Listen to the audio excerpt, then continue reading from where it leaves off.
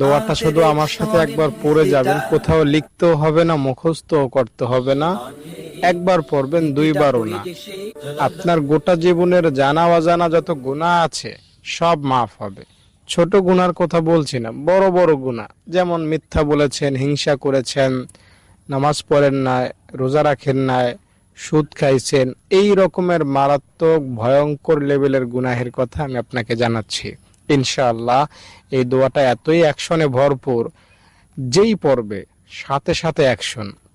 এই দোয়াটা যদি আজকে ফেরাউনও পাঠ করত, ফেরাউনের গুনাহ আল্লাহ মাফ করে দিতেন। তাই আপনি তো ফেরাউন না, ফেরাউনের মতো তো গুনাহ আপনার নাই। আপনাকে আল্লাহ তাআলা নিশ্চিতভাবে ক্ষমা করবেন।